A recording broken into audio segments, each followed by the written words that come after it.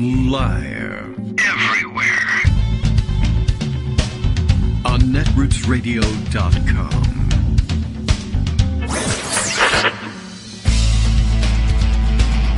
David Waldman. Kagro. In the morning. Now, here's David Waldman. Hey, good morning, everybody. How you doing? It's Tuesday, April 30th, last day of April of 2024. Wow. Okay, I should leave. I mean, time's flying. Woo! And, end of April. Okay, well, that's pretty serious. May Day tomorrow. Everyone can look forward to that. Nothing jumps to mind immediately about the end of April. But it is Tuesday, and that brings Joan McCarter to mind, so that's good news. We'll take that, whether it's April 30th or April any other day, for that matter. Plenty happening, as usual. Developments in student protests overnight, I happen to notice. A couple of things. Well, one, at Columbia University, which I guess grabbed the first national headlines about the protest, even though, I don't know, I have no idea where the protests might have first sprung up, and of course it could be you're looking back 75 years to find out where those protests first sprung up. But at any rate, at Columbia, they have, what do we say about it? Progressed to, switched over to, morphed into, now a building occupation style protest, which I guess, we all now have to be ready for the visuals of the occupation with end the occupation signs, but whatever. We can deal with the semantics of it, I guess.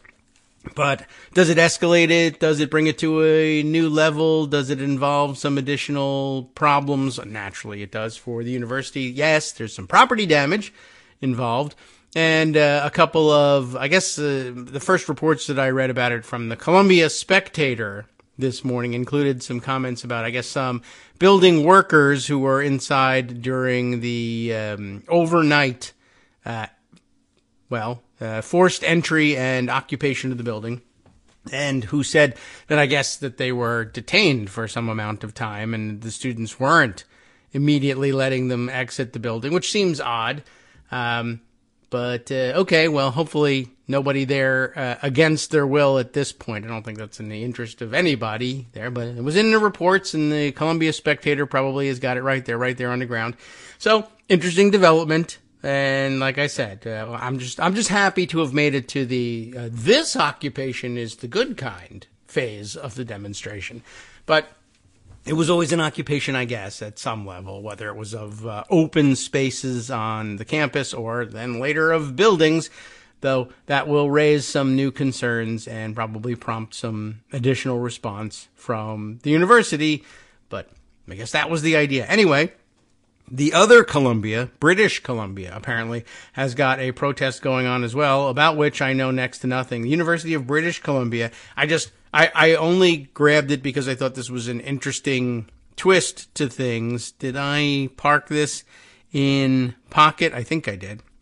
We'll go and find it. If not, yes, okay. So I don't know how this one reached me, but via Blue Sky, the Surfs TV.bluesky.social. I don't know what the Surfs or who the Surfs is all about here, but regardless, they brought this interesting note that the UBC pro-Palestine student encampment is, as the kids say today, so metal.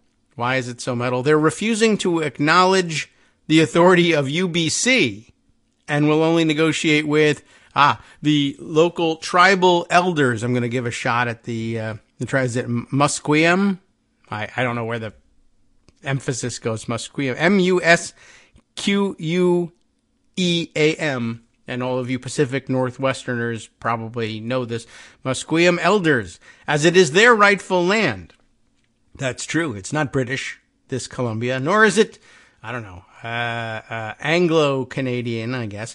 It's an interesting twist to it, right? That sort of outdoes the Columbia thing. I don't know if there's any tribal elders left from the tribes that once occupied Manhattan, but that's an interesting thing for anti-occupation protesters to do, right? Well, we can't negotiate over the occupation of Palestinian territories with occupiers of this territory. I don't know how far it'll get you in terms of settling the issues, but it's an interesting highlight. I'll add that. I think that's fairly metal after all, even if I don't know what the outcome of all this is. I mean, there's no protest situation about which I would be less qualified to offer an opinion, tactically speaking, but sounds interesting. Grabbed my attention today. And it outdoes those posers at American Columbia. Anyway, I don't know. I just thought that was interesting. Two very wild and one less predictable to me than the other escalations of the situation. So anyway, protests continue around the country. Poor reaction continues around the country. Decent reaction continues around the country. Why, it's almost as if it was nuanced and a mixed bag and depended on who was doing what where, to determine exactly what the response is going to be. All right. Well, we continue to keep an eye on that.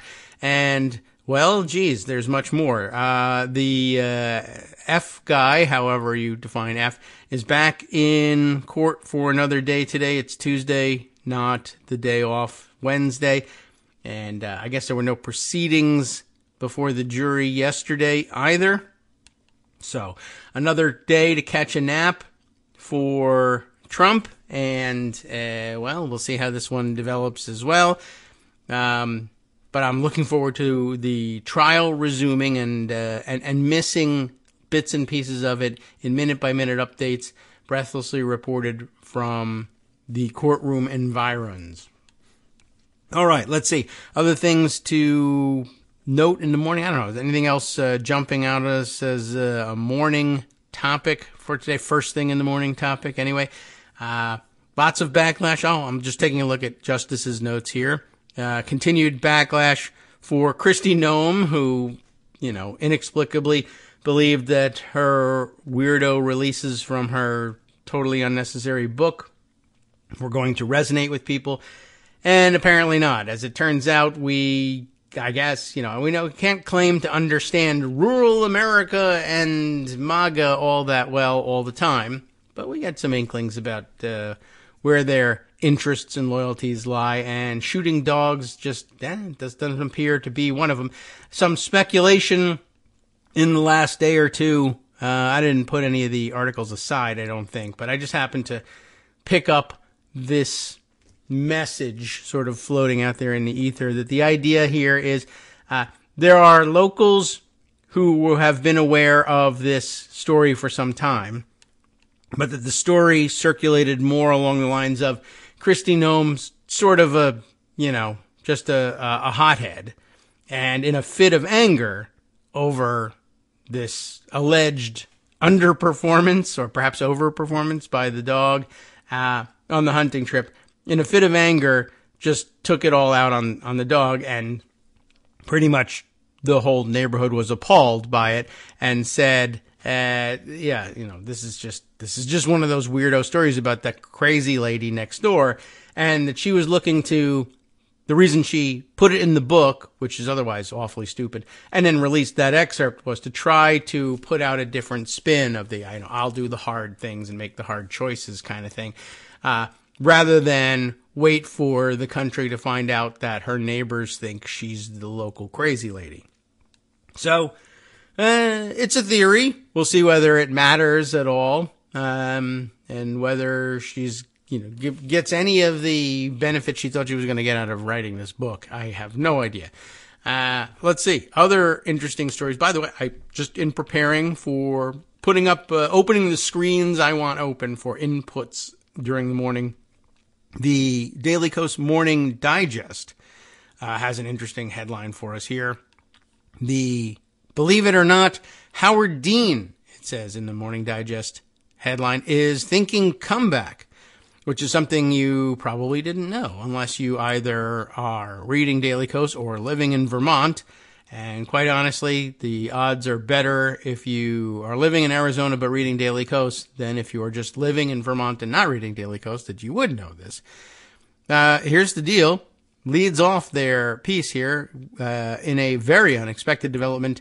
WCAX reported on Friday, and it wasn't that it was so unexpected that WCAX would get the news, but rather what they reported on Friday, that former Governor Howard Dean is considering a comeback bid for that post that he gave up more than 2 decades ago ahead of his 2004 presidential campaign. I might have thought he'd be thinking, maybe he's thinking about coming back to that and positioning himself for another run for the presidency. I don't know.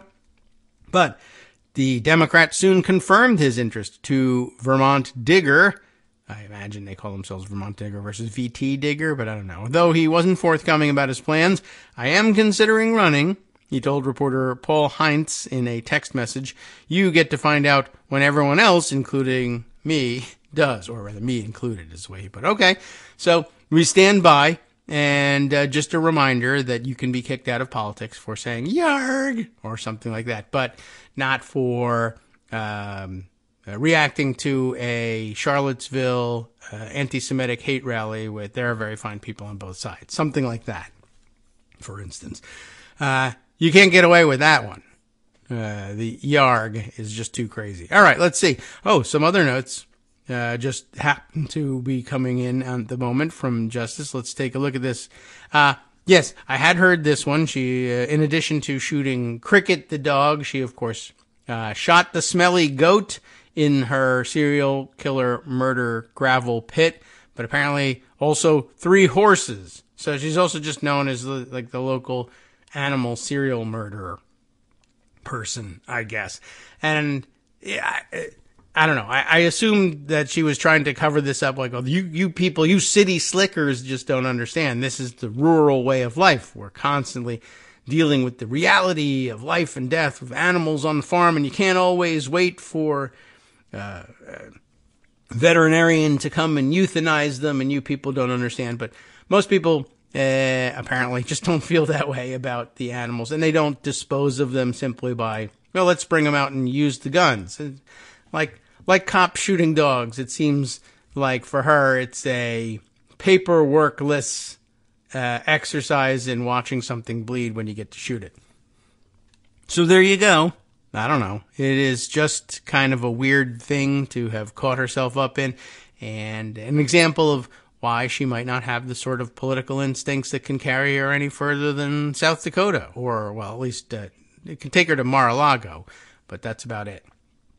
All right, let's see. Other items that we have put away for discussion today. We'll dive back into Pocket and take a look. Here's the Columbia Spectator reporting on the Hamilton Hall occupation. Hamilton Hall, apparently the administration building. So, so it makes a certain amount of sense that you would take over the administration building when you're protesting with demands from the administration here. Might have been more troublesome had they taken over something else, but this is apparently the building most traditionally occupied during protests at Columbia University. So here's the word. Dozens occupy Hamilton Hall as pro-Palestinian protests spread across campus. Protesters unfurled a banner reading Hind's Hall, renaming purporting to, anyway, rename Hamilton Hall in honor of a 6-year-old Palestinian killed by the Israeli military in Gaza on January 29th. So, shall we throw some credit to the student journalists who wrote the piece here? There are many. Amira McKee, Sarah Huddleston, Esha Karam, Shay Vance, Manuela Silva, and Claire Cleary. Wow, made it all the way through without any of them being tremendous pronunciation problems. I'm lucky. Says this is the word. Dozens of protesters occupied Hamilton Hall in the early hours of Tuesday morning, moving metal gates to barricade the doors, blocking entrances with wooden tables and chairs, and zip-tying doors shut. Protesters carrying barricades entered Hamilton through the leftmost door of the building, approximately 12:30 a.m. Shortly after, a protester broke the window of the rightmost door as dozens more formed a human barricade directly outside the doors. Within minutes, protesters sealed the building, while hundreds more flooded in front of the building. At around 1:40 a.m., protesters inside Hamilton unfurled a banner reading Hind's Hall. I assume it's Hind, H-I-N-D, renaming Hamilton after Hind Rajab, a 6-year-old Palestinian killed by the Israeli military in Gaza. The occupation, which of course is ironic in its own way, came nearly 2 weeks after University President Minouche Shafik, have I got that pronunciation right, authorized the New York Police Department to sweep the Gaza Solidarity encampment on April 18th, leading to the largest mass arrests on campus since 1968, when student protesters also occupied Hamilton, and over 80 people inside were arrested. A university spokesperson did not immediately reply to a request for comment. The university announced at 8:05 on Monday, in the morning, that is to say, yesterday morning, that negotiations between student demonstrators and the university had reached an impasse. And Columbia University Apartheid Divest, that's the, the group behind it, warned of escalating action in a Monday post to the coalition's Substack. Oh, Substack. What do you know? Admitted Students' Day is over. Commencement is on its way, CUAD wrote in the post. Let's see how much of this campus we can reclaim by then. Well, we'll see. Hours later, a series of coordinated actions across campus preceded the occupation. At around 12:30 a.m., students began a large picket near South Lawn. Those of you who are in the area or who maybe attended Columbia might have more idea of how this lays out, but it's the student paper, so it makes sense. Then, marching toward the northern end of campus away from Hamilton, simultaneously a stream of protesters carrying sleeping bags and backpacks diverged from the picket line, picking up black metal barricades as they rushed into Hamilton. Upon entry, protesters quickly set down their belongings and raced up the stairs, bringing tables and chairs from classrooms to block the doors from the inside, covering security cameras with black trash bags and tapes, and shuttering the blinds. Well, it was organized anyway. And I guess it'll surely create some problems for classes and classroom use for the last couple of days, maybe exams, I don't know. But the answer to if you had a question about whether or not there were classrooms being blocked off, I guess, yes, there are. A facilities worker, here's where this report came from, a facilities worker who was in the building exited the building around 12:40 a.m. after shouting at the protesters occupying the Hamilton lobby to let him leave. As he left Hamilton, he yelled at the crowd, "They held me hostage." I don't know how long he was attempting to leave before they let him go, but it sounds like if, let's say at 12:30 they began this picket, and by 12:40 this worker exited the building. He wasn't hostage for long, but, well, I'm sure that, well, I can't promise that they didn't mean to impede his exit, but it sounds like he made it out of there without too much damage to himself. Anyway, protesters removed the barricades blocking one door at 1:10 a.m., allowing several individuals who had remained inside Hamilton, including at least 3 facilities workers, according to a source inside the building, to leave. Afterward, the protesters immediately relocked the door. 2 students attempted to block protesters from barricading the front center doors of Hamilton, shouting, "You don't have the right to tear down our university." Well, that may be so. At 1:25 a.m., the contesting students left, and the protesters reinforced the door barricade with metal tables and trash cans from campus. So that should smell great. And, well, you know, it continues to escalate. Around 12:45 a.m., NYPD officers arrived outside the 116th Street and Amsterdam Avenue gates in unmarked cars. Around 2:09 a.m., when asked whether the NYPD would enter campus, officers in the front of the Earl Hall gates said they would enter if they, quote, hear that someone's gotten hurt.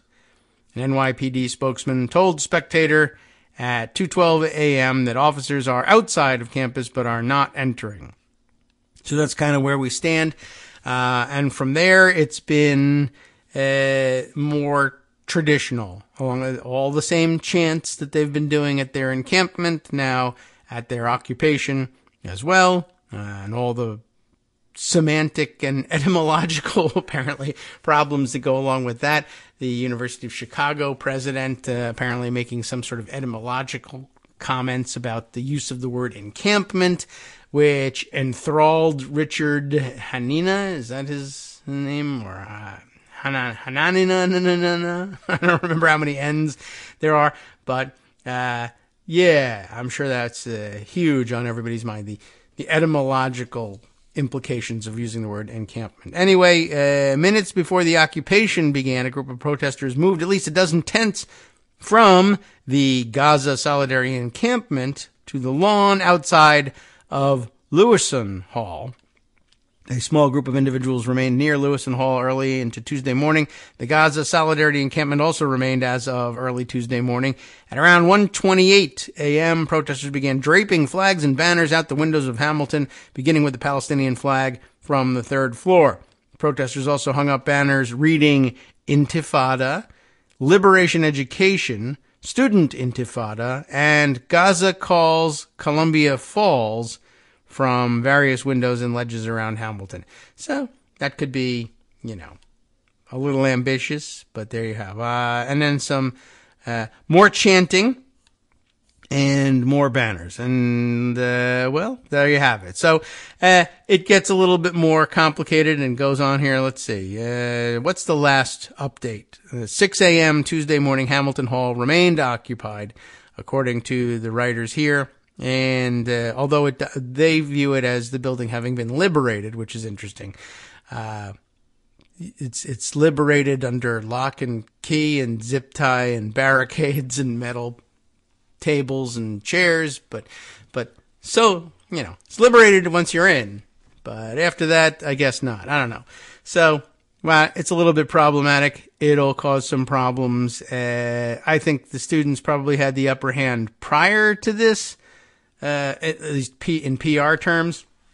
So, I don't know. But we'll see where it goes. It's not entirely impossible that they could turn this about in their favor in some way if more heads get cracked in response. So, what can you do? You urge caution on everyone's behalf and keep an eye on things. All right.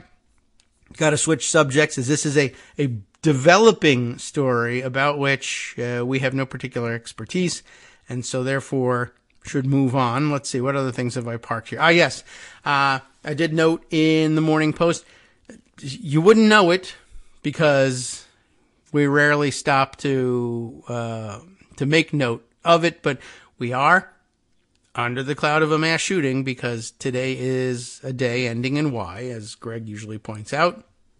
And this time, we're talking about cops and U.S. Marshals who were shot in Charlotte, North Carolina, and a lot of them. 4 law enforcement officers killed in this shooting at a home in Charlotte, North Carolina, according to the headline at CNN. 4 other officers are hospitalized.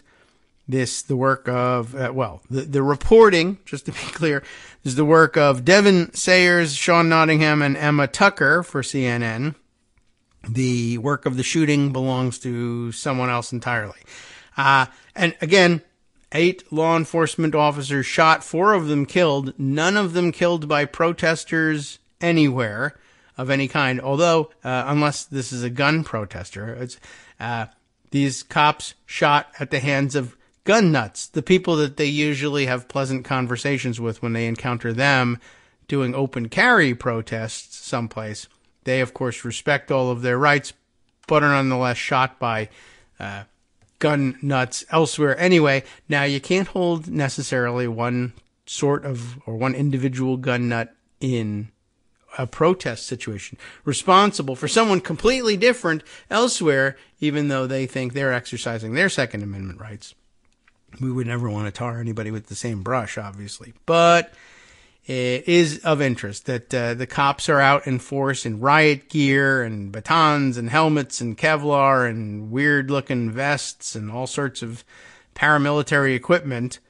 And I guess now I'm wondering, how were the cops who went on this raid equipped?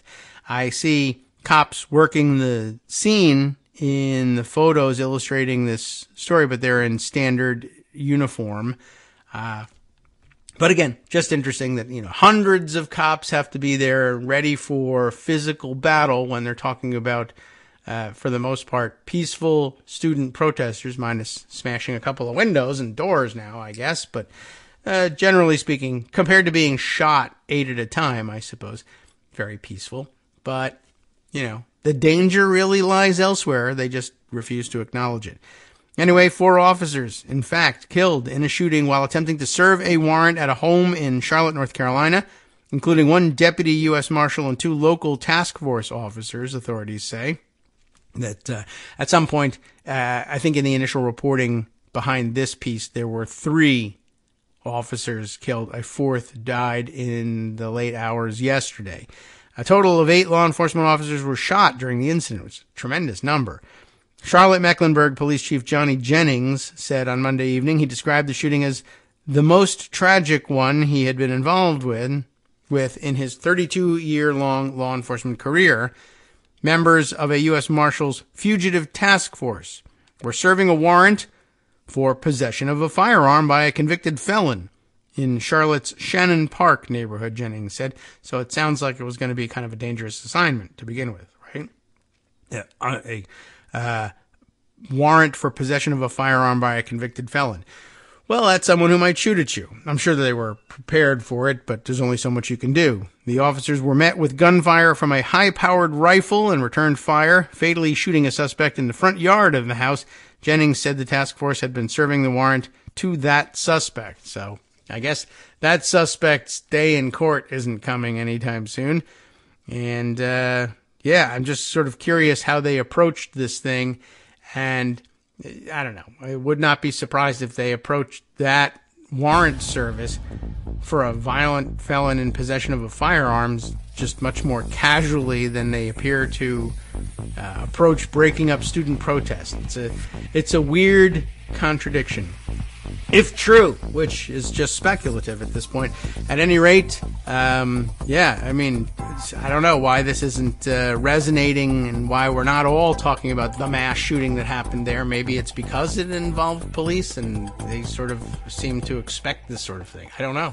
Hi, everybody. It's me, David. Let's change things up from the old fundraising pitch for just a minute and talk instead about how you can be a part of our show. If you've got a smartphone or any other electronic recording device, why not sit down and record a segment for us?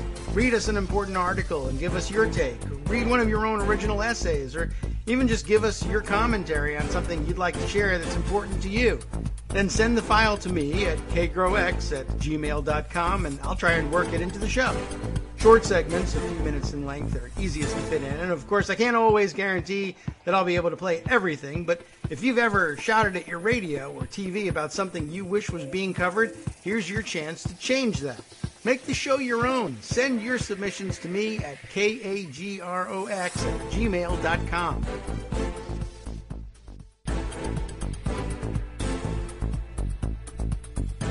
All right, welcome back now to the Kagro in the Morning Show here on Netroots Radio. Let's continue on. Let's move on to another subject completely. I happen to have received notice from Real Pseudonym Guy via Blue Sky. Seth, thank you very much for sending me along this note. We haven't heard about these folks in a while.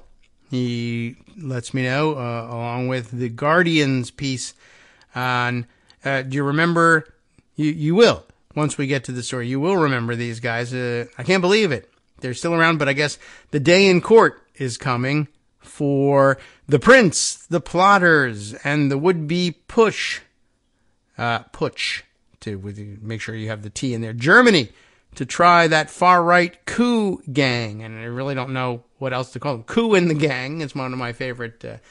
Anyway, these guys who we heard about briefly, I don't know, some months ago. I'm sure the article will remind us exactly how long ago it was. An ex-soldier, a conspiracy theorist, an astrologer, and an anti-vaxxer walk into a beer hall. That's the way the joke starts in Germany. Among the first of 27 people on trial for trying to violently topple the German government, led by, you'll remember, Heinrich the 13th, Prince Reuss. I don't know if I have that pronunciation right, but you remember this whole crazy scheme with a guy who's a prince who's not really a prince, even if there were princes in Germany anymore, but he really wasn't the one, or was not the only Heinrich the 13th out there. Apparently they have several. I don't know. I don't remember all the details, but he's a snappy dresser, this fellow. And this is what we learn about what's happening now. I guess they're having their day in court. One of the largest legal proceedings in German history. And I mean, they've had some legal proceedings in German history.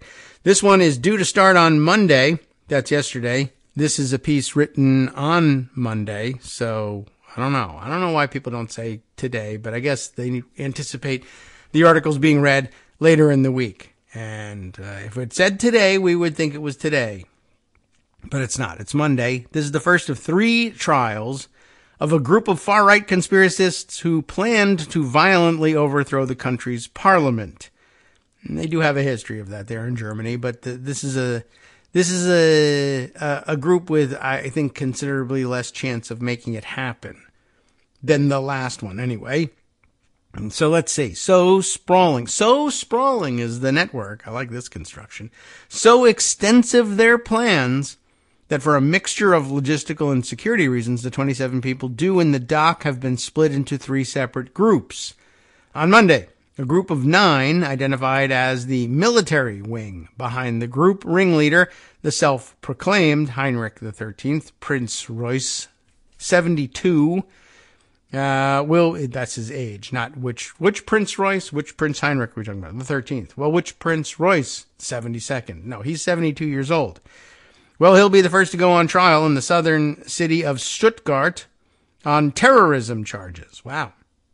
9 others, including Royce and other prominent members, go on trial in Frankfurt on May 21st. Prince Royce, and again, it's Reuss, no idea whether I'm pronouncing it right or not, and just not in the mood to stop and find out.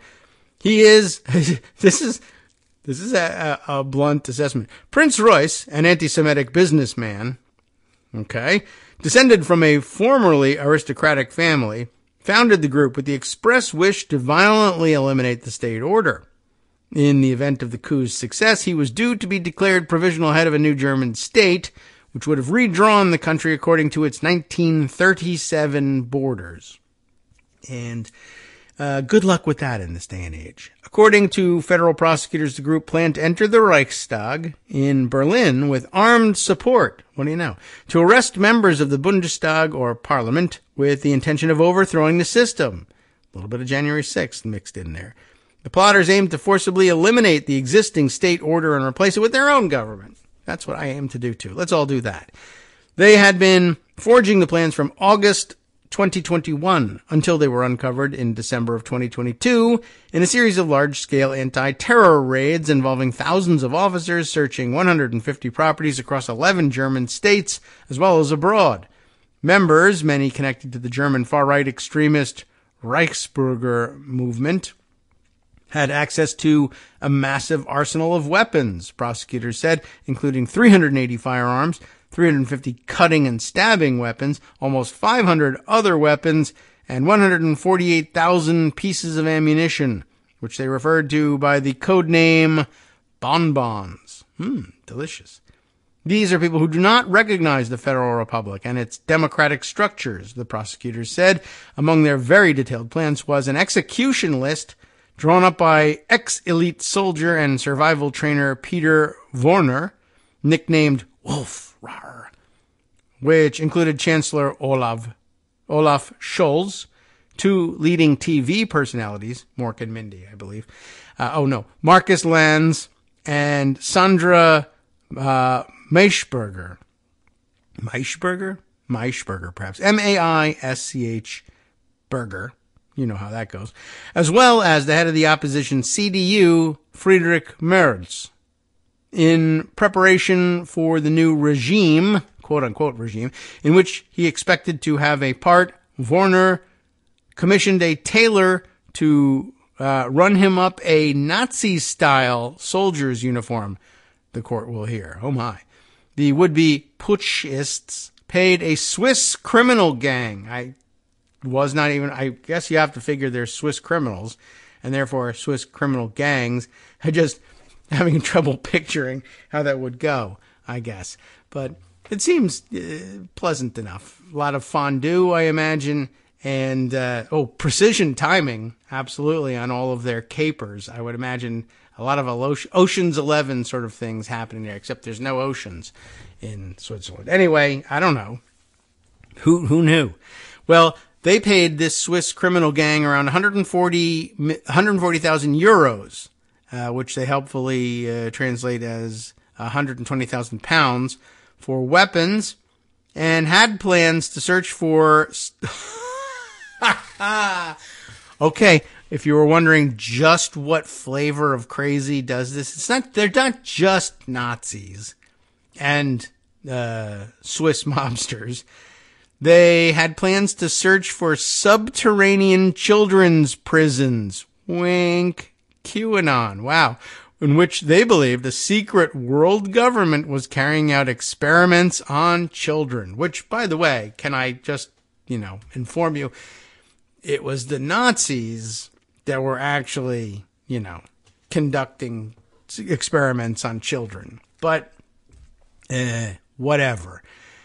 Our experimentations are the bad ones, and they're going to liberate the children. Subterranean children's prisons. Wow. Whether it's Comet Pizza or the Bundestag, you never know, I guess, with these wackadoodles. Okay.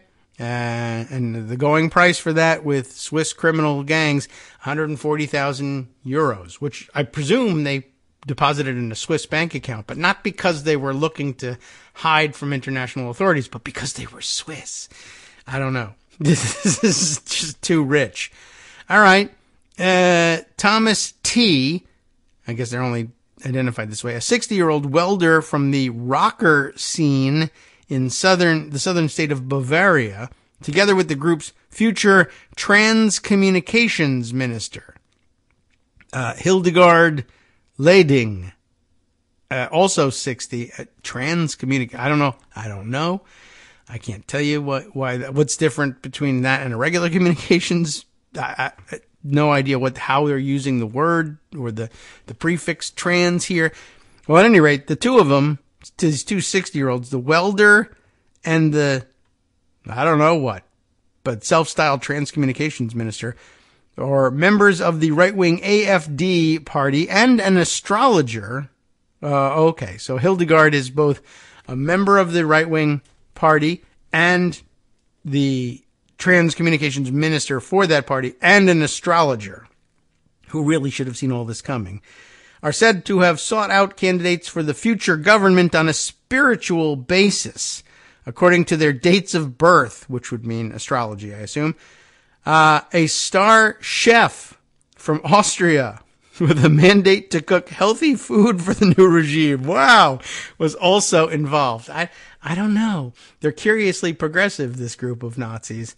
Astrology is not particularly progressive or anything, but it's sort of new agey and weird. And I like the idea that, we need to bring on board a famous chef to cook healthy food for our regime because, we're also mentally healthy. We should be physically healthy as well.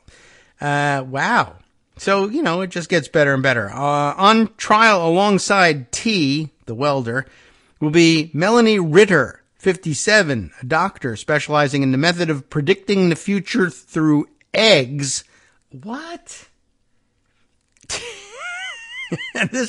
Was this written by AI? I can't understand this. A doctor specializing in a method of predicting the future through eggs. That's not a method of anything. And a COVID vaccine skeptic. And, all right, look, I'm skeptical of COVID vaccine skeptics myself, but this is a medical doctor. And she's so smart, she's predicting the future through eggs. So I have to take, her hesitancy about vaccines under advisement. Well, not entirely crazy. Anyway, she had been expected to become health minister following the coup. So, they had it all sewn up. They had a government in waiting, ready to go. The egg future lady doctor, the astrologer, and the healthy food chef. They had it all covered. According to the indictment, by the way, the students occupying the building at Columbia University seemed better organized and better grounded than these guys did.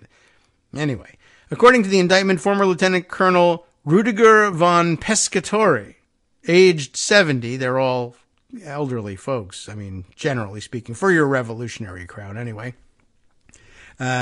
He interpreted this is important to know, he interpreted the death of Queen Elizabeth in September 2022 as the signal for an attack by Allied forces on Germany, which really it most decidedly was not, which would mark Day X, the coup date, according to messages he wrote in two of the group's various online chat groups. They have several, apparently. He expected a resulting power cut to trigger the start of the coup, but it never happened. Frequently the case for this time of prediction. Talk to your astrologer. Criminal investigators have said they observed the first meeting with the group held by Prince Royce on October 25th, 2021, in a pub in the Bavarian town of Helmbrechts. I guess my German is probably horrible here. He had, according to investigators, only wanted international recognition of his fantasy state, Dukedom Royce, in the eastern state of Thuringia, and had attempted to lobby the Russian consulate general in Leipzig for such recognition and support for the coup via his Russian girlfriend. And you can never get in trouble with a Russian girlfriend. He had reportedly told the consulate general, "We'll show you that the German wolf and the Russian bear are an unbeatable team." Okay. I mean, I guess he just didn't demonstrate that well. So he brought in the Swiss mobsters as well. And, golly. And of course, yes, the obligatory Russian girlfriend. I do say there's no way you can get in trouble if you have a Russian girlfriend alongside you, which I guess this doesn't apply necessarily in the same way if you are also Russian.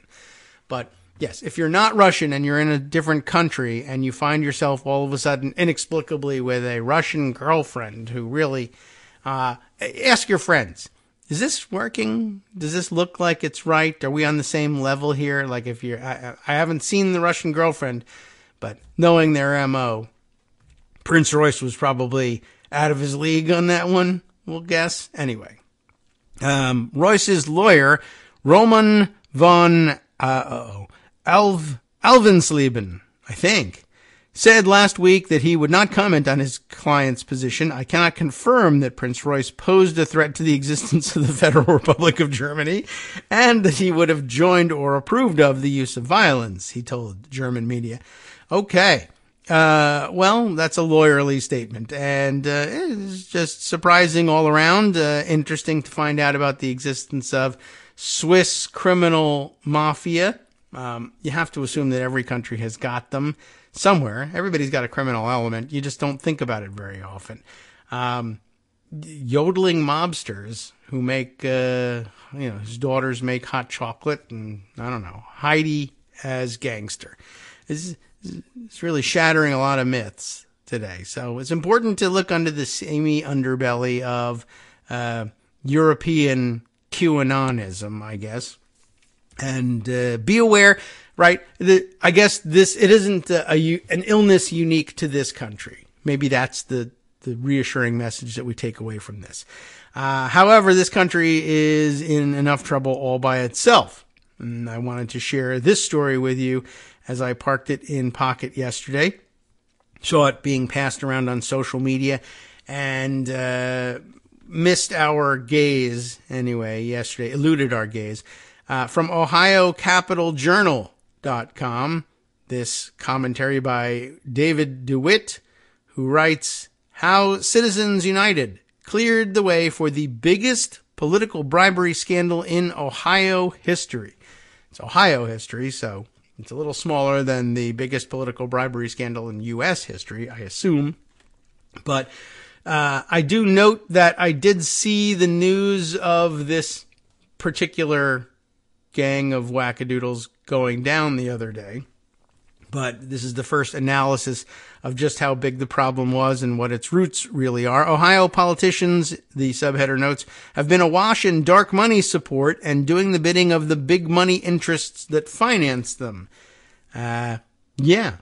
Well, it's about time that we took a look at this, and also, let's see. I'm trying to take a. What am I thinking of here? This reminds me of the fact that just Ohio Republican politics have kind of been awash in dark money for some time. I'm reminded of the fact that J.D. Vance had such a gigantic chunk of his campaign financed by dark or semi-dark money. And we know what the source of it is. It's not as dark as it once was, but this all plays a part in this. And I think it's probably all part and parcel of the reporting here. Let's begin. Next to gerrymandering, the biggest institutional driver of dangerous and destructive political misrepresentation in Ohio and across America is the U.S. Supreme Court's disastrous 2010 Citizens United ruling allowing unbridled dark money pay-to-play corruption, which has now led to the biggest political bribery scandal in state history. And Sam Alito shaking his head saying, not true, not true. But yet here you are watching him openly debate absolute presidential immunity, but only for presidents that he likes. The central figure of that criminal racketeering scheme, not even a Swiss one, was the use of 501c4 dark money groups by First Energy and now imprisoned former Ohio House Speaker Larry Householder. Imprisoned, yes, to launder campaign donations and prop up the candidacies of politicians who would support an unnecessary $1.3 billion bailout for the utilities industry at the expense of consumers. In case you were wondering about the end game of such a large amount of dark money being spent, it was to rob the bank of $1.3 billion. Householder's dark money group, Generation Now, has pleaded guilty to participating in a conspiracy and was used by First Energy to funnel more than $60 million worth of bribes to Householder's political machine to make him Ohio House Speaker and pass the bailout. Ohio Governor Mike DeWine signed the bailout the same day it was passed. And by the way, just so you recognize it when you see it, right? The idea of passing out that kind of money and funneling that sort of money into leadership races and leadership PACs, and Householder makes those contributions to members of the legislature and exchange the ideas open.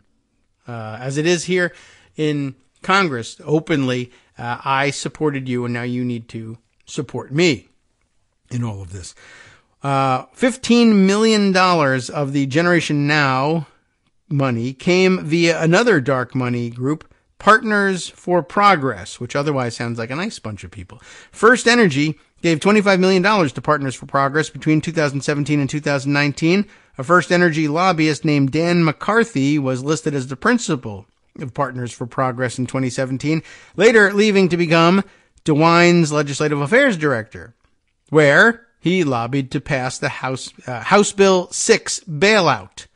Certain First Energy executives were also involved in choosing the 3 directors of Partners for Progress, 2 of whom were First Energy lobbyists.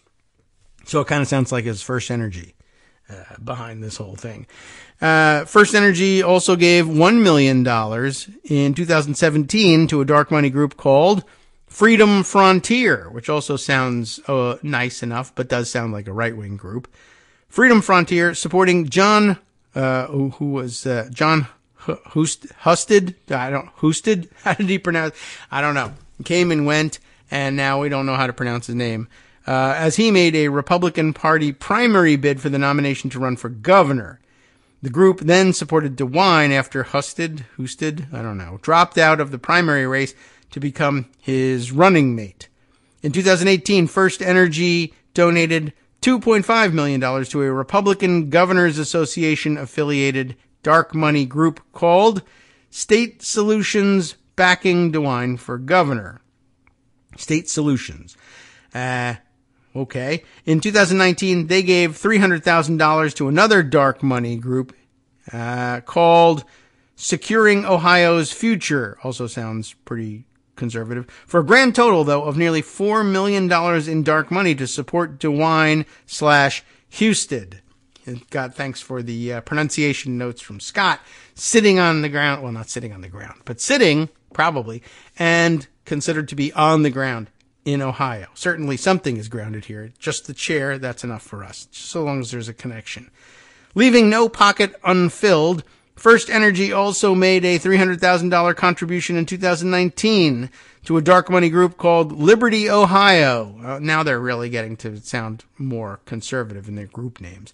Partners for Progress sounds like, progressive.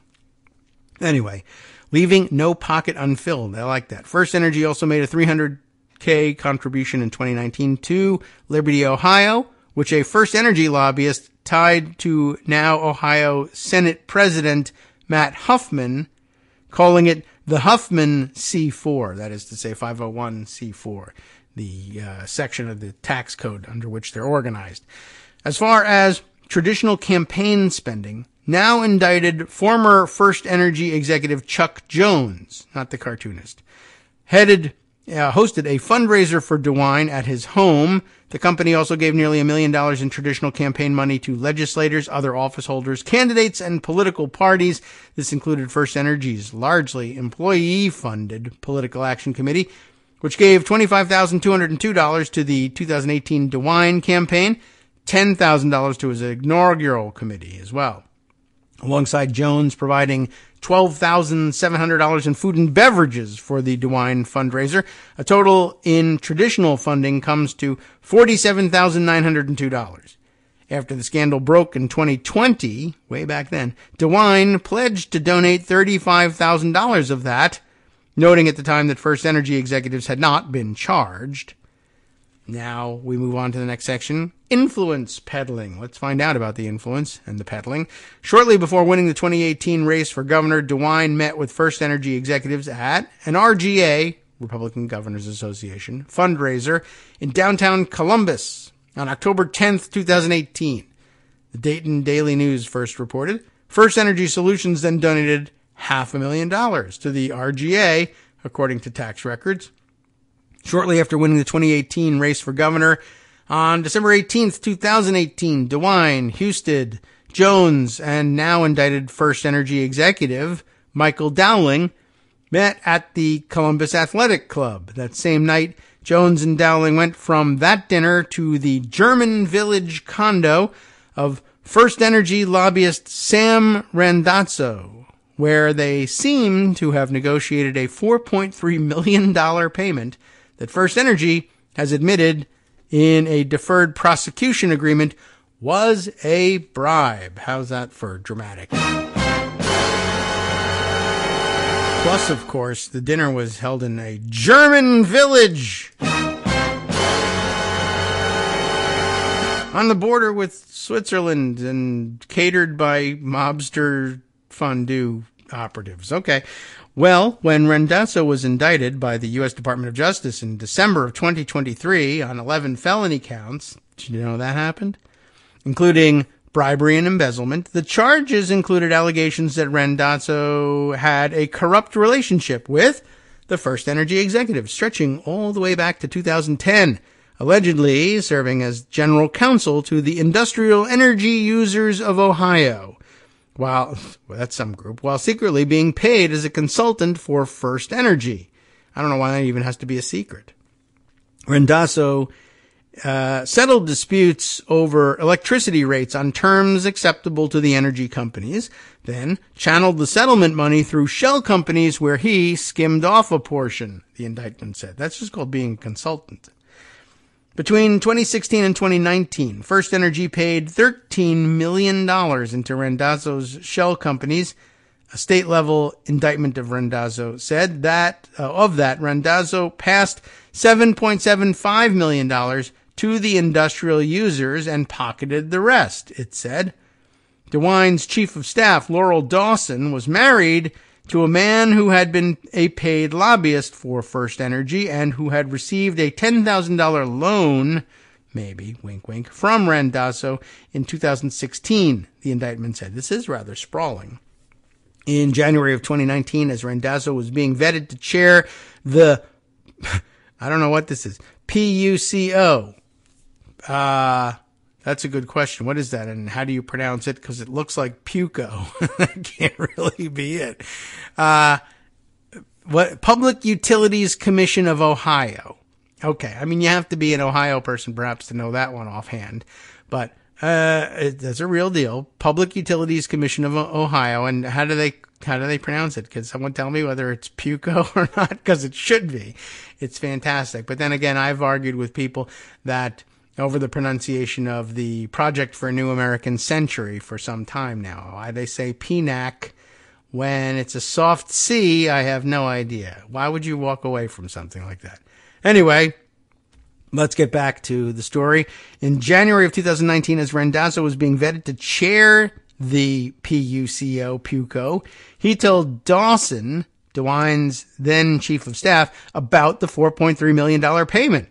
But he did not tell her about the other millions he had received from First Energy, the indictment said. Randazzo didn't report any of the payments to the Ohio Ethics Commission, it added.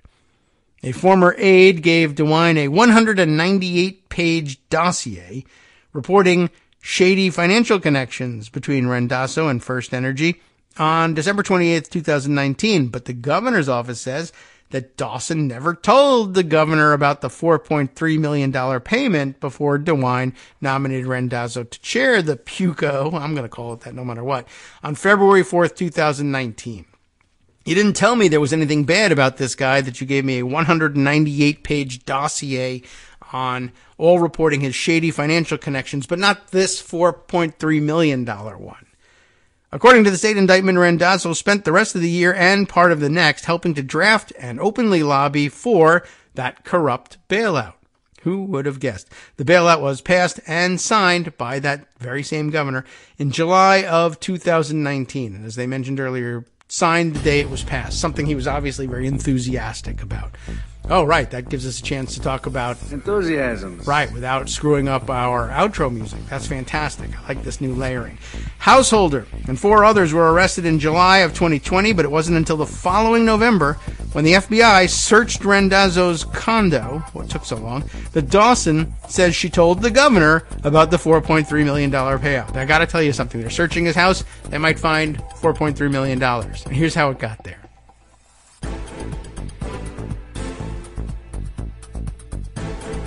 All right, welcome back now to the Kagro in the Morning Show here on Netroots Radio. So those of you in Ohio, like Scott, know where this story is going. The rest of us may be caught by surprise, even though it was reported in national media not that long ago, but perhaps something that you saw in passing and didn't connect to all of this.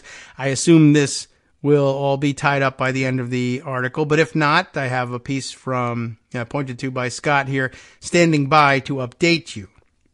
But hang on, let's let him tell the story the way the Ohio Capital Journal wants to tell it, even though, it's a bit of an insider's story, and it's kind of confusing if you don't know all the players, as I don't. But, the basic story here is massive dark money corruption in Ohio, and I think this story actually came to my attention along with commentary about, hey, not that terribly surprising given how dark money has, essentially bought us a senator from Ohio in the form of J.D. Vance.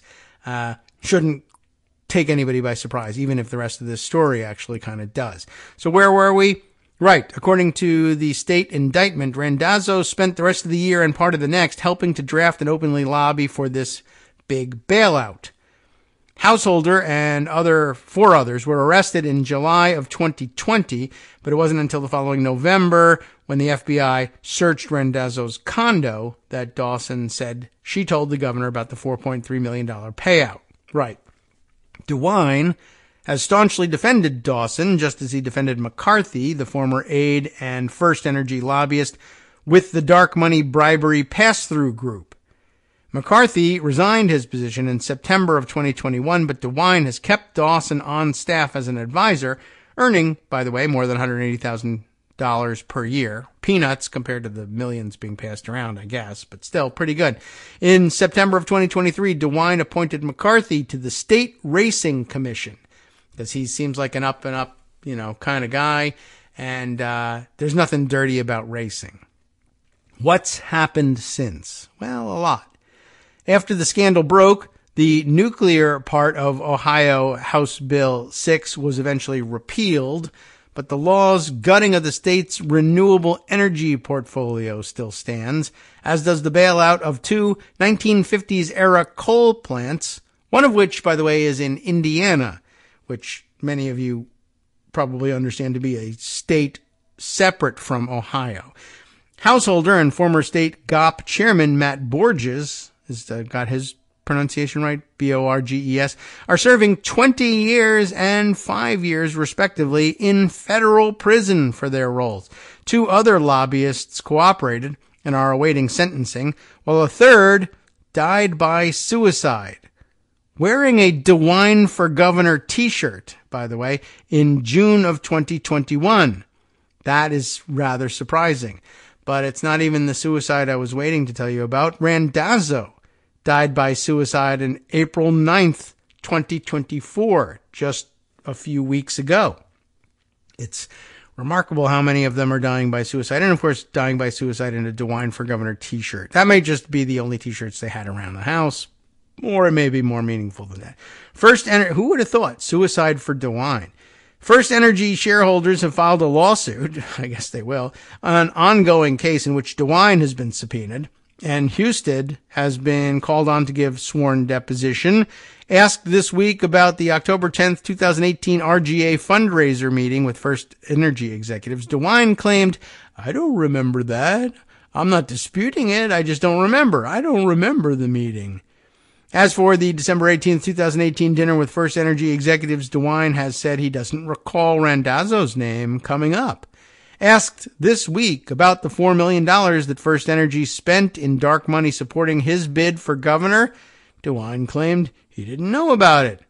Sure, Jan. It actually says that right there in the text. Sure, Jan. Wow. Respect for that. After the death of Randazzo, Ohio Attorney General Dave Yost has said that the state's prosecution will proceed, and Jones and Dowling, who have pleaded not guilty, will still have to face their day in court. U.S. Attorney for the Southern District of Ohio, Ken Parker, has said his team will also continue to pursue the widespread corruption case. Now a little bit about Citizens United. Deploying one of the most absurd, naive, and destructively dumb statements I've ever read in a U.S. Supreme Court ruling in my lifetime. Tell us how you really feel. Then Justice Anthony Kennedy in 2010, whose son was working in banking, blah, blah, blah, authored the landmark campaign finance decision in Citizens United versus the Federal Election Commission. And I guess here's that destructively dumb statement. We now conclude that independent expenditures, including those made by corporations, do not give rise to corruption or the appearance of corruption.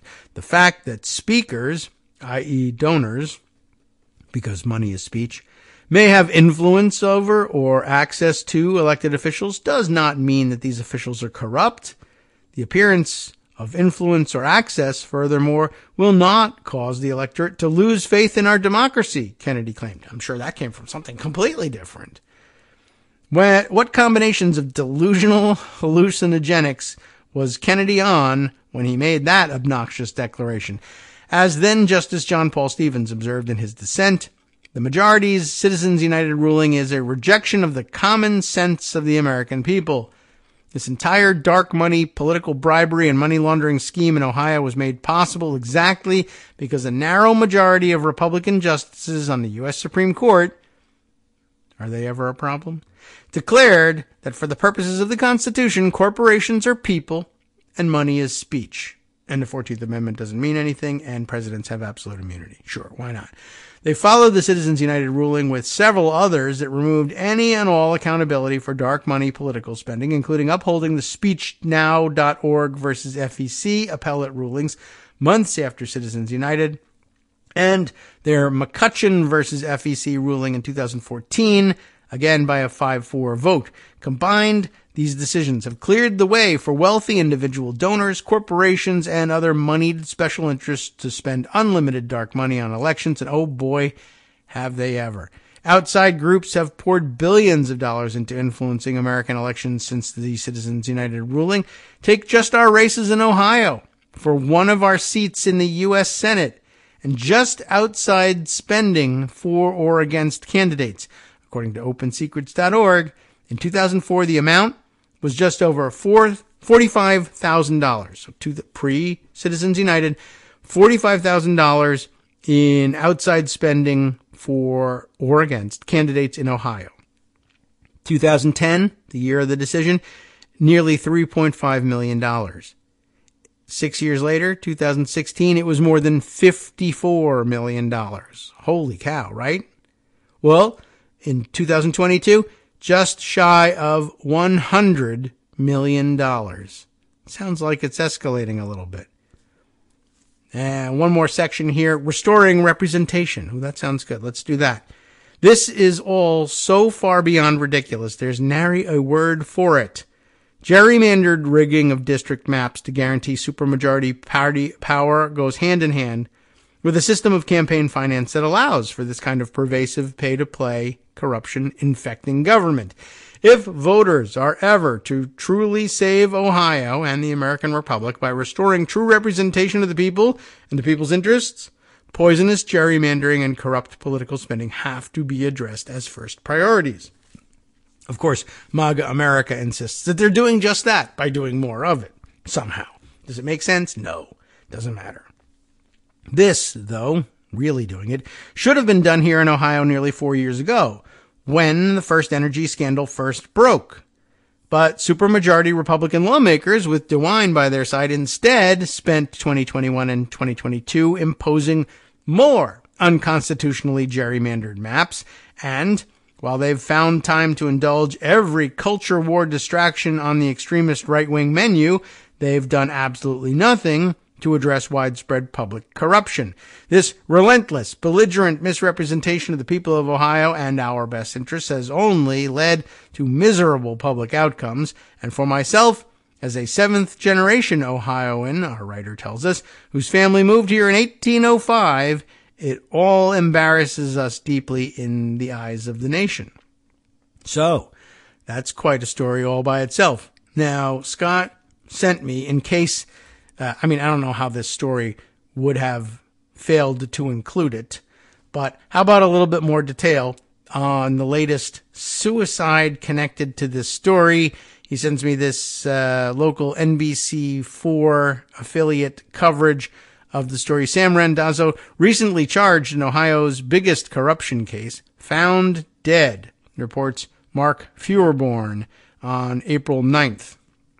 And helpfully including a trigger warning of sorts, plus a suicide prevention hotline number up at the top here, because, of course, the subject of the story. Ohio's former top energy regulator, recently indicted as part of the state's biggest corruption scandal in its history, was found dead Tuesday. Interesting that they take this way out, I find. Columbus police found the body of Sam Randazzo, 74, at 11:45 a.m. at a warehouse near the 400 block of East Mound Street, according to the Franklin County Coroner's Office. The agency stated that the former chairman of the Public Utilities Commission of Ohio died by suicide, although I guess you've got to wonder sometimes, given given how many mobsters are running around in Switzerland, you wonder what's happening in Ohio. 2 suicides connected to this.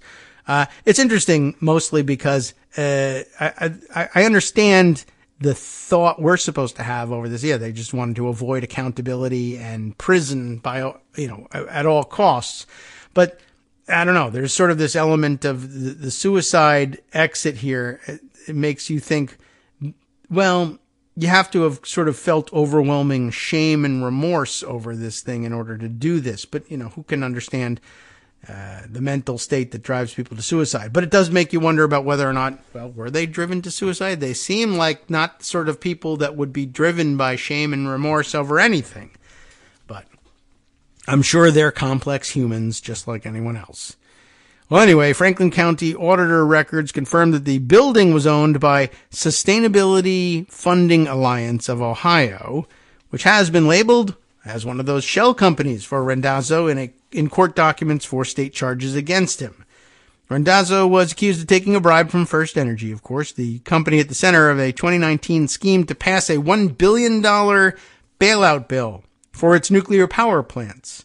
Former Ohio House Speaker Larry Householder and former state Republican Party Chair Matt Borges were both convicted in March of 2023 of charges tied to their acceptance of a $61 million bribe to ensure its passage in the legislature. Why 61? One wonders. But I guess there's plenty of money to pass around when you're talking about billion-dollar plus bailouts. Randazzo went years without facing charges in the case, but the FBI searched his home in November of 2020, and he resigned from PUCO days later, but I guess lingered in misery for some years after that. The chairman was first indicted in December of 2023 on federal charges.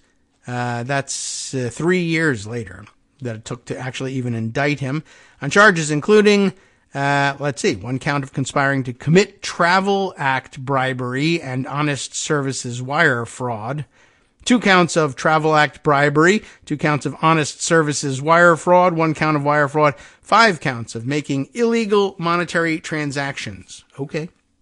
That's the official word. The state of Ohio then indicted him a second time in February alongside First Energy's ex-CEO Chuck Jones and ex-senior vice president of external affairs Michael Dowling.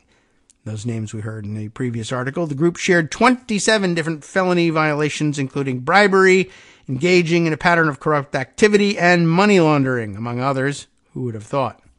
Anyway, documents from the state case detailed that Jones and Dowling paid Randazzo's $4.3 million on January 2nd, 2019 for his consulting services to write parts of a law that would send millions of dollars in subsidies to First Energy. That payment went out less than 3 months after the bailout bill went into effect on October 22nd, 2019. Ohio Attorney General Dave Yost requested the freeze of Randazzo's assets in 2021 when First Energy admitted that it was a bribe for the chairman's help in passing House Bill 6. Randazzo was the second person tied to the case who died by apparent suicide, the first being lobbyist Neil Clark, one of the people first charged in the First Energy bribery scandal, found dead in March of 2021 in Naples, Florida, I guess in that DeWine for Governor t-shirt. The office of Ohio Governor Mike DeWine, who appointed Randazzo as PUCO's chairman in 2019, declined to comment on the news of his death. However, the governor previously defended his pick in 2021 when links surfaced between Randazzo and First Energy. Who could have found those links? All right. So then lots of denials about that from DeWine. Ohio House and Senate leadership all declined to comment as well. However, lawmakers from both parties at the State House shared reaction to Randazzo's death with NBC4. Lots of tender moments, of course. And gosh, he was just so highly regarded up until the point where he stole millions of dollars and then killed himself rather than face the consequences. Okay. Wow. So, action in Ohio, and now that J.D. Vance will be campaigning for re-election, all eyes should, you should be on the race and finding out whether the money funding it is on the up and up or not. Okay, let's see. A couple other things that we might inform you of that might be of some interest to you. Let's see. As we mentioned, at the opening of the show, protests continue on campuses across the country. But have you seen the story? You might have come to your attention in the last couple of days of at least one student who has, I think, been, I guess has had their student status terminated at Columbia University in part in connection with the protests. Now, there was mention yesterday briefly on social media that word had come from the Columbia administration that they had started, expelling students, or that some students had been expelled in connection, I guess, with the protest and other protest actions. And the predictable backlash on social media about that, how dare they sort of thing, and oh boy, here it comes, and now they're escalating. But I found this story reported in the New York Times to help make some sense, let's say, of that. I don't know whether they've expelled other students, but this one seems like a good target for it. And it's just sort of interesting, the things that go on in the background. It made me think of the administration's possible response early on to the protests differently. So I thought I might share it with you. But before I even get to that, I thought I might sort of set the table on this by reading some social media items, some posts from Blue Sky, from some people following things from a distance, as like you and I, for instance, are doing. And you may have sensed in the run-up through all this, and who knows how long you've sensed that this is the case. But as you know, and as you might have guessed, my view of things is somewhat colored by my own previous exposure to the Israel-Palestine situation, but from the perspective of an American Jewish observer. And, tried to be candid about that all the way along. And I'm sure you have sensed that there are some differences between some of you and where I am and others, but I try to be relatively open to all comers in this. But anyway, I thought some other people had expressed some thoughts about it which were probably quite common to American Jewish observers that might help you make some sense of, or raise some sensitivities with regard to how we use terminology in this conflict and in these protests, and why you're finding, probably in some cases to your frustration, these accusations of anti-Semitism being lodged against the protest movement, which you might feel are unwarranted. And where does all of that come from? And why is it happening? And then we can get to this story about the Columbia student. There are a couple of, I've found that the commentary on Blue Sky of Lux Albtraum, about whom I previously knew nothing, but who described herself as a journalist, author, podcaster, and bon vivant, and clearly has Israel ties, I believe at some point describing herself as having been born in Israel, though living in the United States for most of her lifetime. But some very interesting commentary. And let's see, which of the two, I have two sort of lines on this one which I thought were of interest. The first one, well, which one's older? Does it matter? Let's see, April 26th on that one, and April, well, they're both about April 26th. But this, I thought, an interesting backgrounder. She begins by saying, I am frequently saying that Zionism, and that's really at the heart of a lot of this protest, and we're constantly seeing people being labeled as Zionist or anti-Zionist.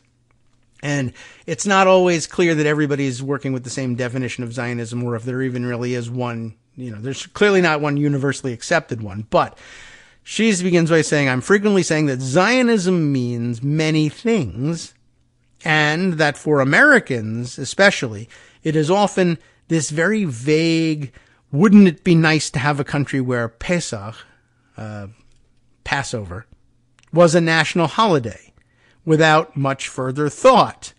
And this, pointing at someone else's thread, gets at that. The assumption many leftists have, and we'll read that other thread in a minute, the assumption many leftists have that anyone who identifies as a Zionist is automatically co-signing the most vile and abusive discrimination against Palestinians is completely missing how Zionism functions as a part of diaspora Jewish identity, that is, Jewish identity outside of the state of Israel.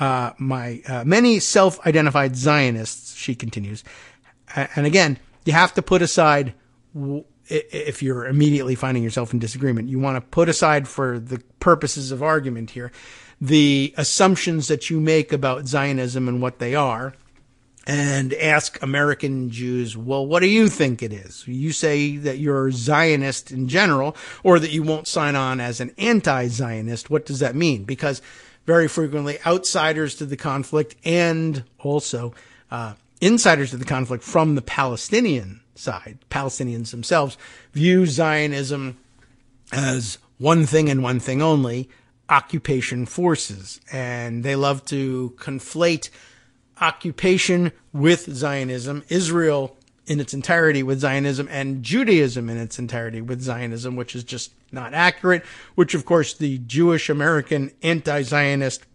protesters joining the encampment try very hard to remind you of. Anyway, to continue with Lux's thoughts here, many self-identified Zionists have not put deep thought into the logic and history of Zionism. They merely understand it as a love of and pride in Judaism. I know this because this is part of my own history and part of mine as well, I would say.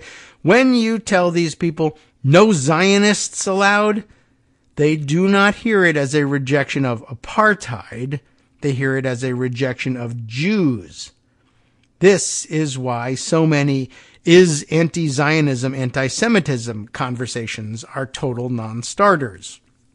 Anyway, the thing that got me to reconsider my own connection to Zionism was a conversation about whether it was wrong for Linda Sarsour to oppose Mayim Bialik and say that Zionists can't be feminist because Palestinians are women. I still think that framing is weird. For starters, feminists can be bad. But it helped me understand that what I was hearing when someone said Zionist and what other people were hearing were two completely different things. And I figured I'd just opt out of the framework entirely to avoid confusion. That strategy didn't work, but whatever. That, I thought, an interesting observation. But again, this began by pointing at someone else's thread here, that of Yair Wallach, and saying, right, I'm frequently saying that Zionism means many things, and that for Americans especially, it is often this vague, wouldn't it be nice to have a country where Pesach was a national holiday, and not much more than that. Yair Wallach, writing here, shall we begin at the beginning of Yair's thread here? Zionism in Palestine/Israel and Zionism for diaspora Jewish communities are two different things, interlinked, yet very different. If in Palestine/Israel, the main onus is one of colonization and sovereignty, outside of Israel, it's a form of diaspora nationalism. The material logic is very different. What we see constantly is people reducing these two into a single mashed up phenomenon. As a result, they fail to understand the material logic, strengths, and weaknesses of both of these social phenomena. To put it in the crudest forms, in Palestine/Israel, for Jewish Israelis, there are clear material benefits from discrimination and dispossession of Palestinians. That's true. For diaspora Zionists, the benefits of these are indirect and inconsequential. Diaspora Zionists need Israel to exist as a crucial linchpin, but beyond this, it could take various constitutional forms, more or less discriminatory toward Palestinians, and it wouldn't matter that much for the diaspora Zionist ecosystem because it has its own material logic. This is what Naomi Klein's article in The Guardian, here in referenced, missed completely. Zionism has been attractive to North American Jews because it serves a purpose in terms of community structures, political economy, etc., within a diaspora context, not because of ideological attachment. The diaspora Zionist ideology triumphed in the second half of the 20th century because it no doubt resonated in various emotional ways, but also because it made material political sense. And it is interesting and a good observation, and I bring it up even though we're now out of time to discuss it, but as background to the story which you may already have read of the Columbia student now barred from campus who said, among other things, that Zionists don't deserve to live. that made it rather difficult and put, I'm sure, the university in an awkward position. But this is something, among other statements of this sort, and I guess it's probably really, honestly, for the best that I don't read in depth into this article, but refer you to it in case you haven't seen it, because at bottom, the kid is still a kid. And it's not entirely wise to throw him into the midst of this controversy, but he has to answer for those comments. The weird thing about it, in addition to saying that Zionists don't deserve to live, which is difficult to defend, and no one is defending it, he said it in the context of a disciplinary hearing with Columbia in January. It's been a while. Hi everybody, it's me, David Waldman. Yes, the same guy who interrupts you all the time. Interrupting you one more time, just to tell you again, another reminder that your contributions are what keep this show on the air, and patreon.com, patreon.com, is still among the easiest ways to make the sustaining subscription donations that keep us afloat. Are you ready for the pep talk about how our Patreon campaign is still going strong and growing? Well, too bad. Yeah, the plain fact is we actually are headed in the wrong direction, and whereas we once had about 175 monthly patrons, we're now actually down below 150. Time to recruit some more. Not exactly the kind of news I wanted to share, but there it is. For those of you in a position to support the show, patreon.com does make it easy to make those secure, recurring monthly contributions to do so. Patreon.com/KagroX gets you straight to our donation page. We've been through a lot together. The worst of the pandemic, we hope. The worst of the insurrection, we hope. So go ahead and treat yourself. You don't need an excuse. Give yourself the gift of a little something you enjoy in life. Support the show. And of course, if you happen to prefer using PayPal or even the Square Cash app, we're up and running on those options too. So thanks again, everyone, for all your support. We couldn't, or at least shouldn't, do it without you. Hope you'll be on board soon too. Thanks for all your support.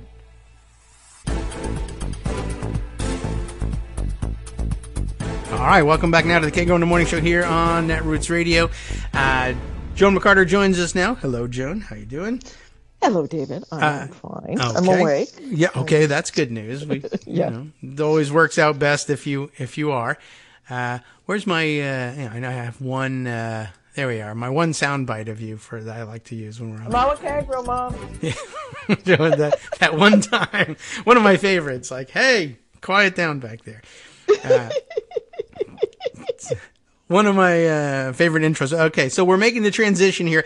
I'm jumping from one topic to the next, but just to sum up one of the things that I just was trying to kind of cram in at the end of the last segment was, well, and maybe that's something you want to, I don't know whether it's a subject that's really on your plate or not, but I'm certain you have thoughts about it. The changes overnight and over the last couple of weeks in the student protests around the country and the various forms in which protest has been manifesting itself. I guess a big change overnight at Columbia University where they've moved to building occupation, which, a traditional student tactic there. And they even have a building that they traditionally take over there. It's an old school.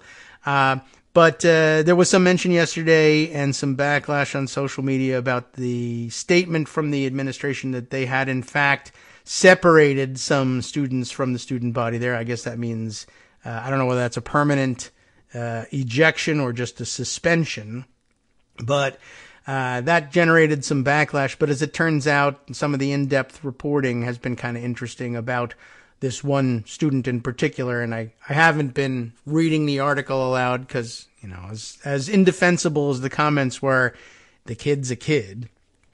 But I don't know if this one has reached your eyes or not, but not yet. No. Yeah, this is a student who apparently, in the context of a disciplinary hearing over his prior activities, announced proudly and doubled down on his statement that Zionists don't deserve to live, and that it was okay. And why was I being punished after all by advocating the death of the oppressor when the university should obviously be on my side in favor of visiting death upon oppressors, which I found to be a unique take on things and a difficult position for a university to endorse.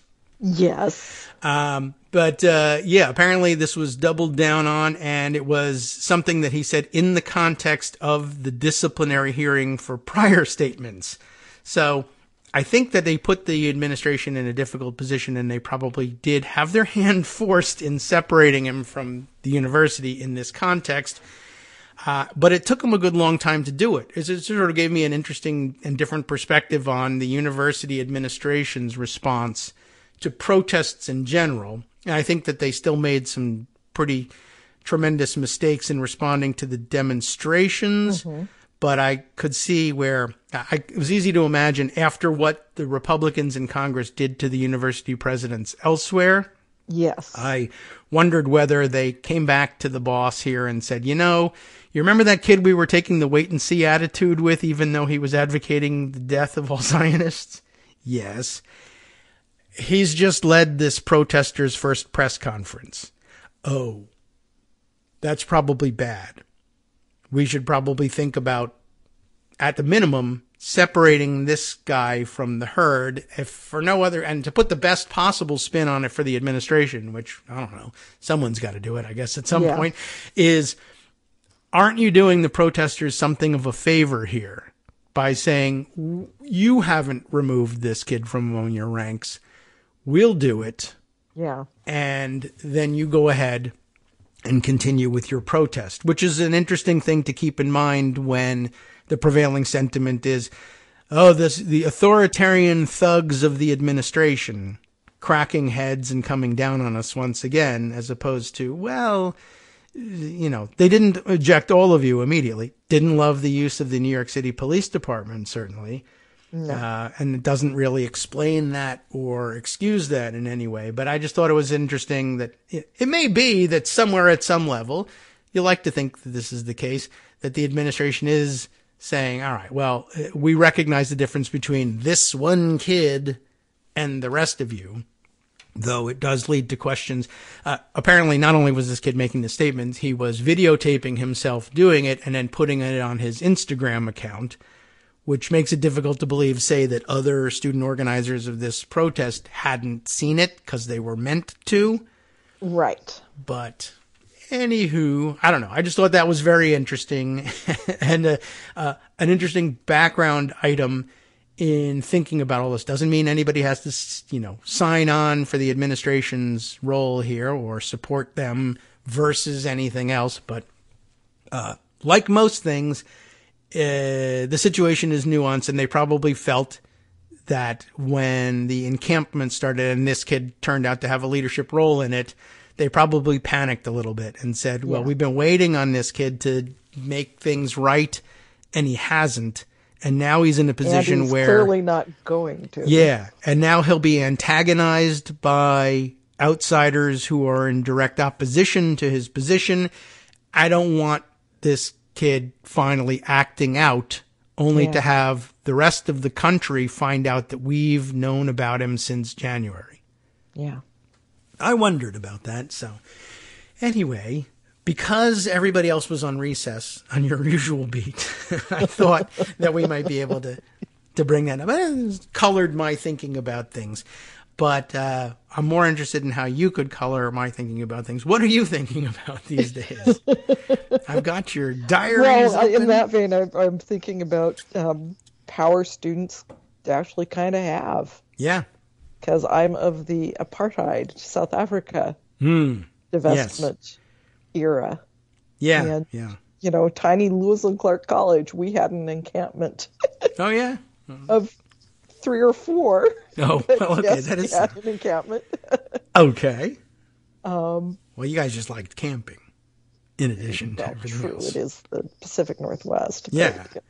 It's also kind of wet. Yeah, well, that's true. But you have equipment for that. All right, but there's a long history, and they're very pointedly and purposefully evoking that history, and with good reason.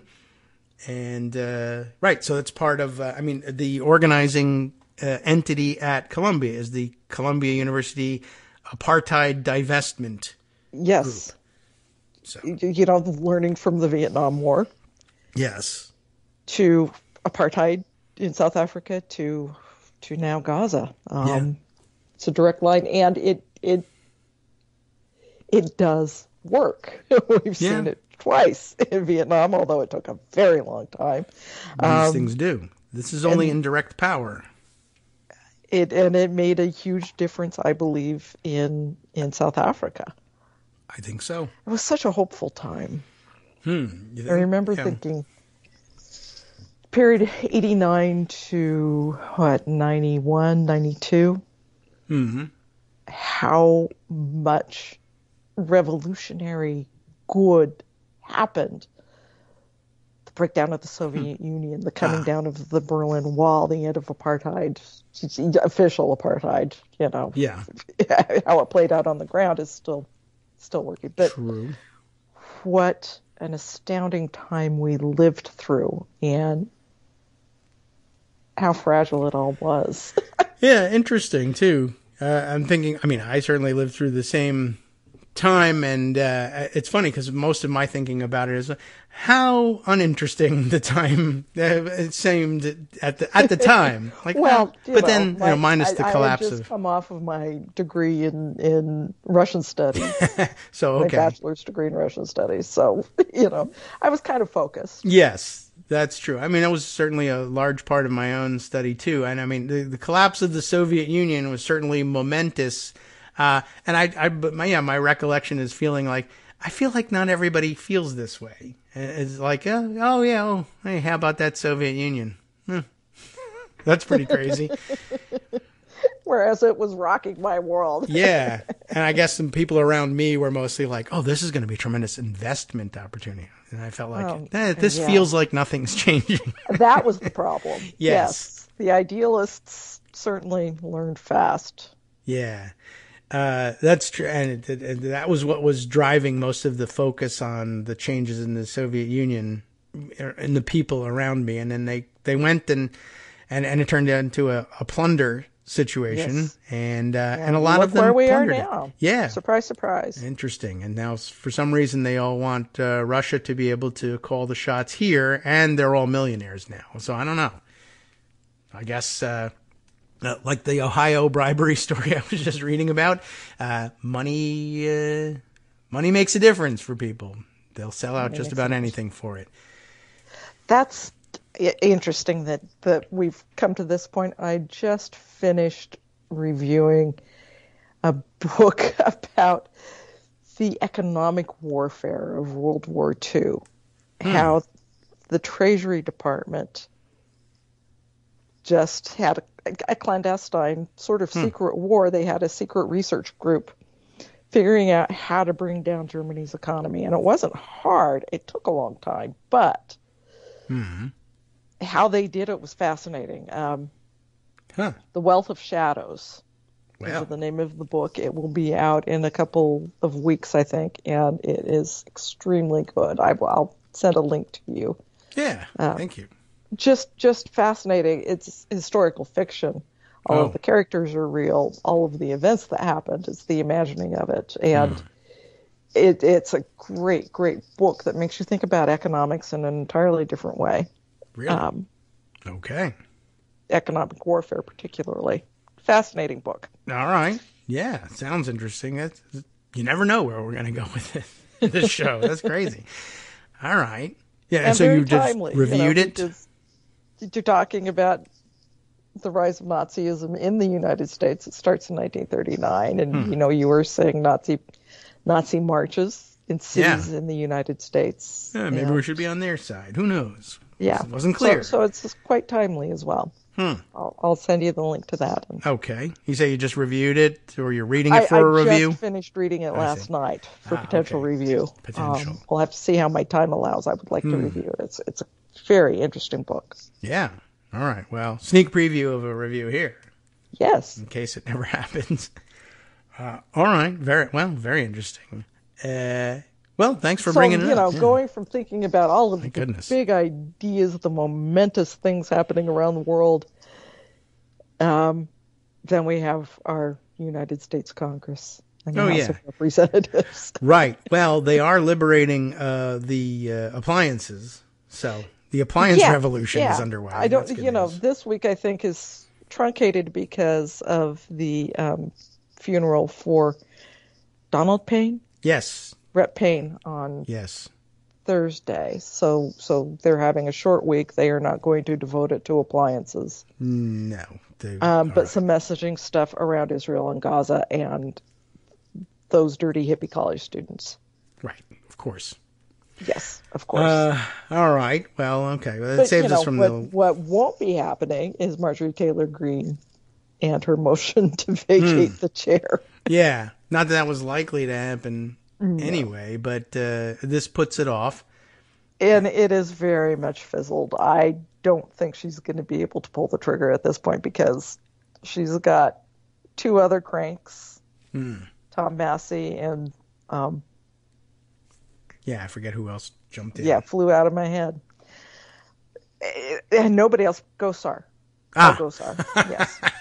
When you said out of my head, I realized, oh yeah, Gosar. Yeah. And, you've even got Chip Roy saying, yeah, really, the $95 billion in money that's not going to our border is a big problem, but this is not the solution. When Chip Roy is being the voice of reason about doing something, it's not likely to be working. Well, she's used to that. I mean, she used to waste her time all the time with motions to adjourn. She learned about that one and just would do. Now I'm going to do that every day and lose. Yes. Okay. So, good. I'm glad it's fizzling. Not that I'd be terribly opposed to Republicans being in disarray once again, but there are some things we're supposed to be taking care of. Most of the really important stuff has happened. Yes. Yeah. Go ahead. I guess so. We don't really need the House until September 30th. That's the danger, is you never know when people will just get fed up with it and say, to hell with it. Go ahead. There is one more thing happening this month in the next 12 days, 14 days. They have to reauthorize the Federal Aviation Administration. Oh, okay. And they did finally come to an agreement on it. The big argument has been 5 more round-trip flights out of National Airport. Well, 5? You've got you've got a united D.C. area bipartisan delegation saying no more. No. Okay. And everybody else wanting it because, of course, everybody hates. All of the members of Congress hate if they have to go out of Dulles. I love it. Well, okay. So they wanted 5 more. It's really just 5, and they couldn't get. I don't care. Well, the argument is, but National is already overburdened. National already doesn't really have the capacity for the number of flights that it's dealing with. So we really want to add more, and they don't want their people in Northern Virginia and in Maryland and in the District of Columbia, and they don't want them to have to listen to even more airplanes right over their heads. So that's all right. They're very opposed. It does get annoying, and Dulles is right here. I know people think it's so far away, but it's connected by rail now. And come on. Well, that does help. Yeah. Back in my day, it was not, and we did not appreciate when we had to take our member of Congress to the airport when it was Dulles. It's a long way. Of course, I live here, so it's fantastic. This is my local. It's, 10 minutes to the airport. Terrific. Yeah, members of Congress really hate it. Yeah, hate it. Right. Sorry, but that's the way it is in growing number of metropolitan areas. The airport's not close. Right. So live with it. And it's probably happening where you live. The other end of your flight is the same. But it's interesting, though, that's sort of the big fight that they're having. Mm-hmm. So anyway, House Senate finally agreed. It's going to come up on the Senate floor probably. They might start work on it this week. It'll be next week probably before they actually vote on it.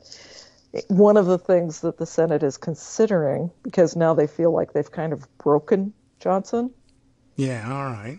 Is attaching a bunch of their other priorities to it and just saying, turning it into a Christmas tree, because there really is nothing else that's going to move between now and September. Yeah. Probably. Unlikely. I would guess they'd have difficulty doing anything anyway. Plus, they have the big summer recess, more recess coming up. I mean, it's not around the corner or anything, but they get a sprint between now and August, and then, so by July they're ready to shut down, turn off the lights, and leave. And it's already May tomorrow. I don't know how that happened. I'm not certain where the time went, but all right. So they're going to have a fight over the dishwashers and refrigerators eventually, and then 5 more flights because I don't like. Yeah, what an interesting position to be in, too, like a member of Congress. Well, I wish there was a flight that went to exactly where I wanted it to. Well, so do the rest of us. But Yes. It just doesn't work that way. I'm sorry. And but they'll shut things down over that protest. I want it to be that way. Well, but I guess they it kind of does need to be reauthorized, so they've got to figure this one out. As of right now, it's in the bill. Chris Van Hollen is going to raise hell about it, and so there's going to be an amendment fight, time agreement fight, everything, all of the usual fights in the Senate, which are not quite as interesting as the fights in the House, but still, gives you something. Okay. Well, so that's to look forward really to. the only thing that's on the horizon. All right. There, which is kind of good. Yeah, manageable. Then you can look at other things. Turn your gaze elsewhere if you like. And it's timely because, of course, we're coming in toward Supreme Court decision time. Yes. That's so true. there will be a lot to watch there, particularly June. toward the end of June. But they could start churning them out Right. in the next few weeks. And, it might just possibly turn all understanding of the Constitution on its head. It could, and that one Hooray. probably won't come until the end of June because they want to give Donald Trump all of the time in the world. Yeah, it's as long as they can wait. Interesting, though. I wonder whether it would have anything. Well, probably not. They can safely ignore anything, I guess, the Supreme Court. But the longer they wait, the more likely that they're deciding on the absolute immunity of a convict. Yes. So did you see that this morning he's been held in contempt? Well, isn't he? In New But York? I see. Formally, no. Okay, I guess. Formally, yes. Okay. That just happened. $9,000 good. fine. The maximum was $10,000. But Yeah.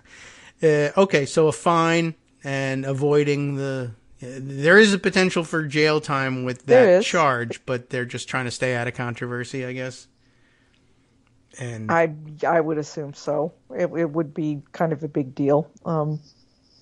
yes, Not that he doesn't deserve it. that's true too, and it may or may not. Not that any other criminal defendant would have been put in jail weeks ago over these kinds of antics. Absolutely true. And I don't know. I mean, maybe, well, in addition to avoiding additional controversy and giving people other things to hang their hat on, it is fairly clear that he's about as miserable in court as he could possibly be made to be. Though jail's pretty uncomfortable, really. Yes. Probably even colder in the courtroom.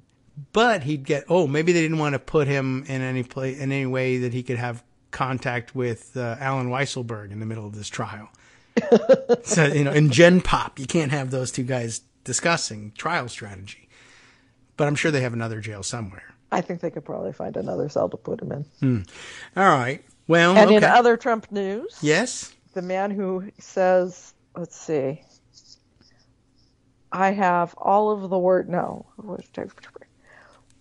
on abortion. He gave a big interview to Time Magazine about a lot of things, and a lot of them very scary, but specifically on abortion. He says, to be honest, a lot of Republicans, don't know how to talk about the issue. That issue never affected me. So the big man who's got all of the words, the best words about abortion, just refused 3 times in this interview to say he would veto a national abortion ban. Well, right. I'm sure he has no idea exactly how he'd approach it, except that, well, generally speaking, I'd probably sign it. How I'll explain it at the time, I don't know. But well, his point is he's not going to have to, because the Supreme Court already fixed that, and it's states' rights. Yeah. Okay. So it will never happen. All right. And there's 60 votes, and it won't break a filibuster in the Senate, so we don't have to worry about, even though he's been agitating for an end to the filibuster. Yes, he has done that occasionally, hasn't he? Yes. Although maybe we'll see whether his perspective changes as dictator. The filibuster probably doesn't matter quite as much. No, the filibuster's not going to matter at all. In fact, I wrote a little piece about that last week. Okay. Republican senators making this big deal about we've got to maintain the filibuster, we've got to keep the filibuster, and we've got to hold Trump off on the filibuster. As if he got another term in the presidency, he's not going to do everything by executive action. Yeah, there'll be a lot less power to be had. They actually anything. think that they can have some kind of control over him by not giving him an end to the filibuster. And I think they're delusional. Reigning in his worst legislative impulses, as if he were going to legislate something? Exactly. I see. Yes. Not a lot of hope there. But, they're vested in pretending that things won't change drastically in a second Trump term in terms of how the country works. Because, people find that out. Even MAGA types might be disturbed to find out that they don't even have a basic understanding of how the country works anymore. But they'll probably cheer the outcomes. But I think they still profess to like the system in general, at least, the Schoolhouse Rock version of the system. But maybe not. I don't even know. Who knows? At this stage, they could easily they could certainly give it up. And some of them would be willing to say that at the rallies, even. I imagine there's a mix. There's a mix. Let's say there's different folks at these things. What we have found out, though, yes, is that even among MAGA people, killing your dog because you haven't been able to train it, it's not a particularly popular thing to do. Yeah, I mean, I didn't know why that was supposed to work. I guess it was, at first I thought it was one of those plays where they would try to pull the wool over everyone's eyes by saying, you city slickers don't understand us rural folks. But, pretty quickly we found out, no, rural people like dogs, as it turns out. Yeah. I don't know. Pretty big on them, as a matter of fact. And rural people who have working dogs, like hunting dogs or cattle dogs or any other, they train their dogs. Yeah, and it takes a long time, too. Yeah. As it turns out. Yeah. I mean, so that kind of backfired. And then the goat, because the goat stank. Yeah. Well, I mean, Trump stinks, but they let him live. Billy goat, they stink. Yeah. And they're mean. They are gruff, as it turns out, billy goats. I don't know if anyone has ever told you that, but even it's not just one of them, 3 or more. They're all right. Well, yeah, that was weird. And then I guess the defense of, well, I kill all kinds of animals, like left and right, in this murder pit I maintain on my property. I don't know. All of a sudden she became like the Lovely Bones wackadoodle. She's like serial killer with her own murder pit. Oh, that explains everything. I don't know. I don't know. And that alongside... It's just the evolution of dog stories among Republicans. Yeah, that's true. They really have a long history of weirdly abusing dogs. Yeah. Putting them in crates on top of their cars. Yeah.